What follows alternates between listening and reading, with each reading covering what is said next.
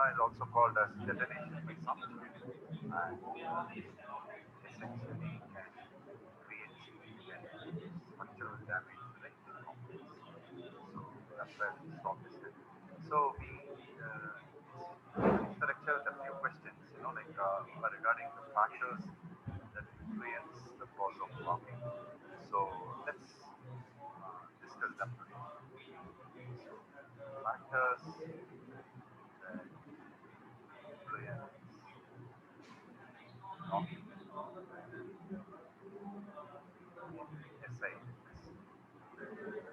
So let's discuss a few important factors and find the effect, right? So for the first one, which we are going to discuss, is that of compression. So as we know, like compression ratio is a very important parameter, right? So even when we did the analysis of the air standard cycles, we figured out that the thermal efficiency of the cycle was directly dependent on the compression ratio. And for the air standard Otto cycle, higher the compression ratio, higher was the thermal efficiency. But if we increase the compression, okay, so the thermal efficiency does increase. But what about from the perspective of knocking? We see that even in the air standard cycle, right, although the actual engine does not follow the air standard process, even for the sake of argument and understanding, if we recall, the temperature at the end of compression was uh, T2 equals T1 times R power gamma minus 1, right? Even in the Otto cycle. So, if you look at knocking per se, right? Why does knocking happen? Knocking happens if the unburnt fuel air mixture self-ignites, right? For that to happen, the unburnt fuel air mixture has to reach its self-ignition temperature. So, when would the chances of it reaching the self-ignition temperature be higher? One, the temperature at the start of ignition process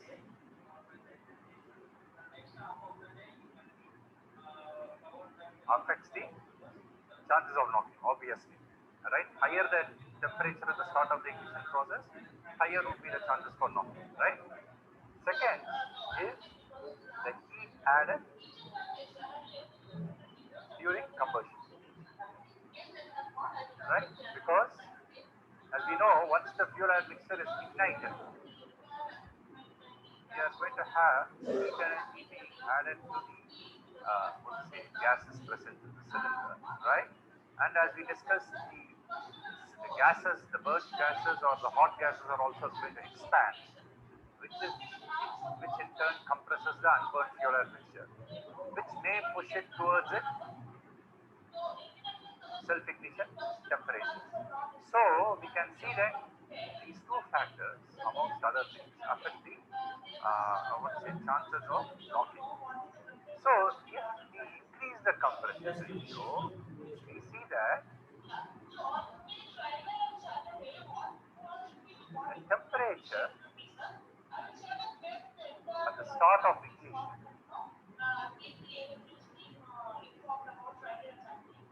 increases.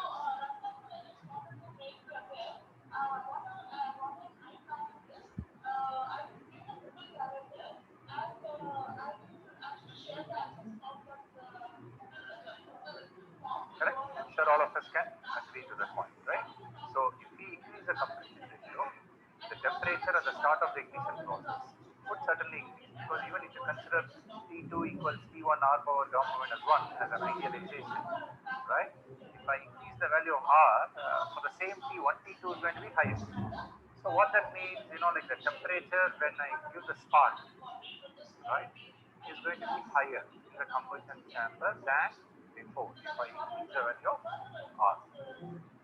So, for the same amount of fuel burn or same amount of heat energy is released by the combustion process, the chances of the unburned fuel air mixture reaching the self-ignition temperature become more, which increases. I'm sure all of us can agree to. So this implies that the chances of knocking or potential chances of knocking which can increase the temperature. So this is the main factor that limits the compression ratio in spark ignition. So consequently, the range of R is limited by Knox. Okay, so the range of R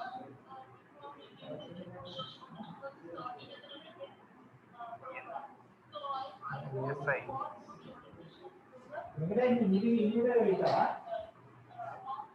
అలాగే by Knox. Okay, in compression. Sorry, in spark ignition. So the say typically the value of R is around 6 to 10. Okay, SI. Whereas in compression ignition engines, it can go anywhere from like 12 to 22 or 16 to 20 and so on. Right? You can go as high as 20 or 22 in compression ignition or spark ignition. Okay, but in sorry, compression ignition for diesel, right? But in spark ignition engines, like we can only go to what is it, 6 or 10. Okay, so that's the maximum range. Okay. So we can immediately observe what is the effect of compression ratio, right, on the second one that we need to look at is the mass of the inducted charge.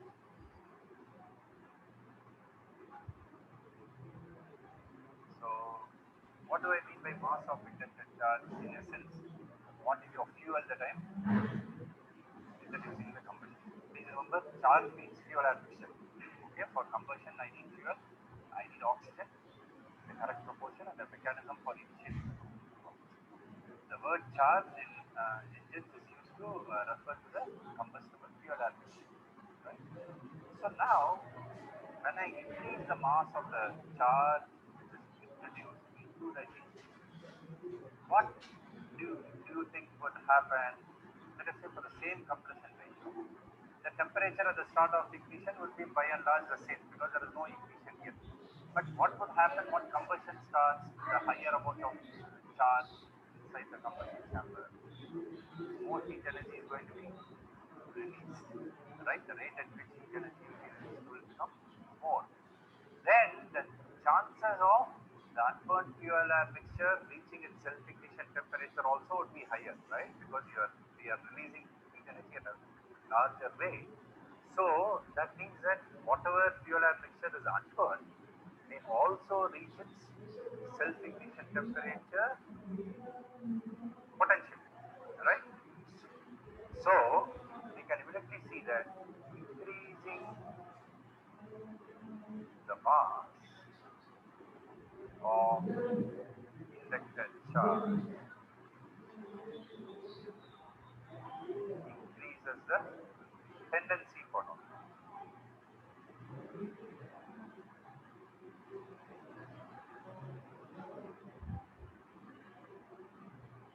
Potentially, right?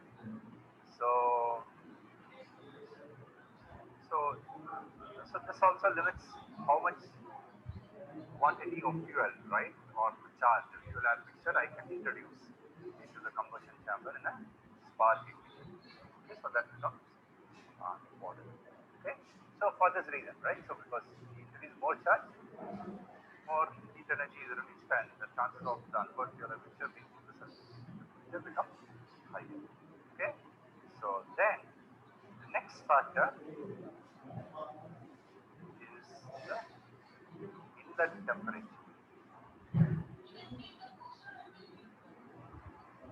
of the fuel air mixture.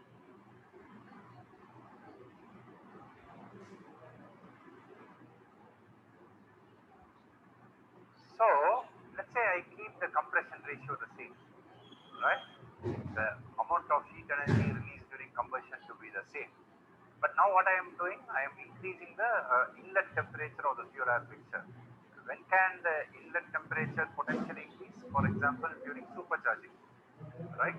If we supercharge, we are pressurizing the intake air.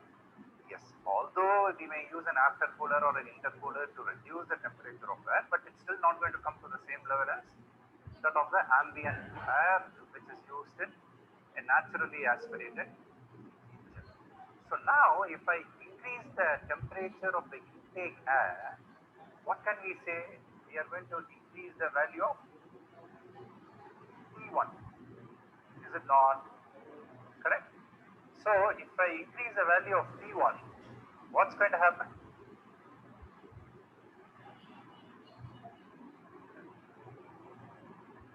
The chances of the charge reaching the self-ignition temperature become more, right? Because for the same compression ratio, T2 would be higher. Then the chances of the unburned fuel air mixture reaching the self-ignition temperature would also increase, right? So increasing the inlet temperature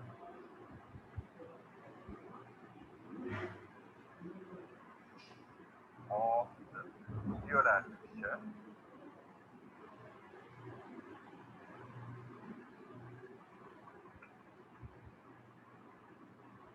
increases the tendency for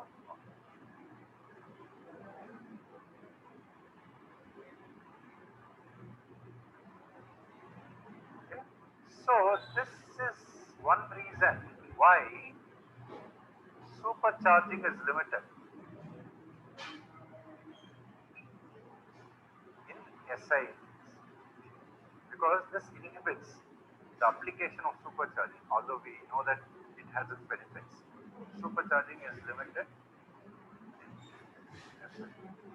Okay, so this is one big reason. For example, like we don't use a turbocharger typically in a petrol engine, right? It's used along with the diesel engine. Mainly because okay. So now about next factor. Next factor is what is called as retarding the spark time. Okay. So what do we mean by spark timing? Like what is meant by retarding spark timing? What is meant by advancing spark timing? Okay. So let's go back to the diagram that we consider here. Okay. So if we shift point A closer to DEC, maybe that implies that we are retarding the spark time. Okay, so we shift point A, which is the start of ignition, right, where we provide the spark, right, closer towards the DEC. Okay, that is, we push point A to the right. That means that we are retarding the spark time. Okay, if you push point A to the left, away from the top dead center, okay, that is what is called as advancing the spark. Okay, shift point A away from the we are essentially doing what is called as advancing the spark. Okay, or advancing the spark. Okay, so that's the definition of retarding the spark timing and advancing the spark. Very very intuitive. So now, suppose if we retard the spark timing, that is, instead of providing the spark here, I provide the spark somewhere here. What do you think will happen? The entire curve is going to be shifted, you know, like point B may be shifted here, and the curve may go something like this, right? The pressure theta curve will go something like this. Now, why is the pressure decreased relatively? Because if I retard the spark timing, I am going to push the process of ignition closer to the top dead center. By the time the spark is given, and by the time the ignition lag is overcome, I am even closer to the top dead center. By the time a significant amount of heat energy is released by combustion, my piston has started moving towards the bottom dead center. That means that the volume in the combustion chamber has started increasing significantly. So for the same amount of heat energy released, if I have more volume, then the equivalent increase in pressure will be lower. So the peak pressure in the cycle would decrease. Okay, so that is the effect of retarding the spark time. So if you retard the spark timing, the peak cycle pressure would decrease. The peak cycle temperature also would decrease, right? And the chances of knocking would obviously come down, right? Because the peak temperatures are coming down, the chances of knocking will come down. But what is the price that we need to pay? We see that the peak pressures are decreasing. So what can we say about the mean effective pressure? That will also decrease. If the mean effective pressure decreases, what can we say about the power output and specific power output? They come down. So, in essence, with everything else remaining the same, if we retard the spark timing, yes, the chances of knocking come down. However, the price that we pay is that the engine's power output also will come down. Okay, the mean effective pressure decreases, the engine's power output will decrease. So that's the trade. So we don't want to retard the spark too much, then the performance is good.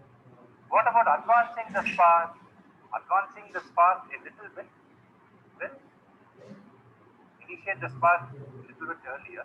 So the peak pressures may be reached even before where it is currently, right? So if the spark is advanced a little bit, the tendency for knocking may potentially increase, right? Depending on how we are advancing. Okay, so that is the counter effect, okay, of advancing the spark timing. Okay, so retarding the spark timing. Okay, so retarding the spark timing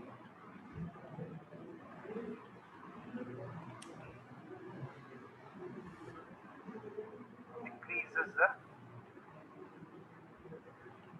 peak cycle pressure and temperature. This implies that the tendency for knocking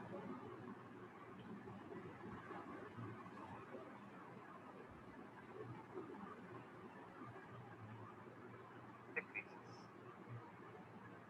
Okay. However,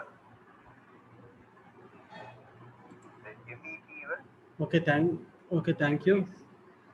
So I will share this video to you. Please follow it. all other Tomorrow's class will continue again.